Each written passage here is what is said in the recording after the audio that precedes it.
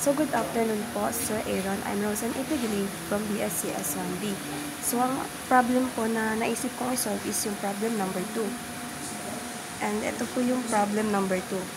F of A and B is equals to not A times B plus B times B plus 1 plus not A times B times not A plus not B times not B times not B times not B and plus not A times B. So, ang una po natin i-solve dito is yung nasa parenthesis. First, i-copy lang po natin tong not A times not B.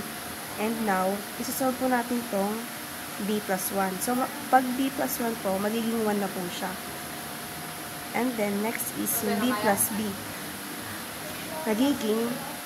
So, same lang po sila. So, magiging B lang siya.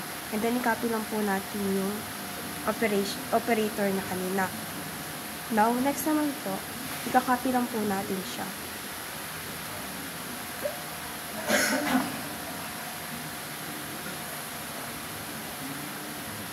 Ito po yung unang term po natin na na-solve. Next naman po, isi-solve naman po natin yung nandito. So, magiging not A times B. Pag pinag-times po natin silang dalawa, nagiging B lang po siya. Kasi gumagana lang po yung 1 kapag plus po yung operator. Magiging times B. And then, copy lang po ulit.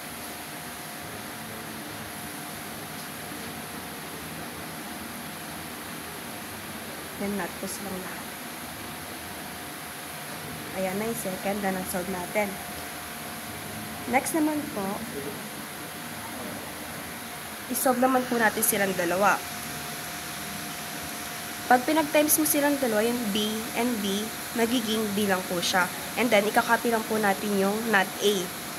Magiging not A times B na lang po siya. Next, and yung not A times B times not A. So, magiging kapag pinagsama po natin silang dalawa, magiging not A na lang. And then, next, yung B, magiging B na lang. Ganyan na lang po siya. Next naman po, itong apat na not B. Since magkakapares na po sila, magiging not B na lang po siya. And then, copy lang po ito.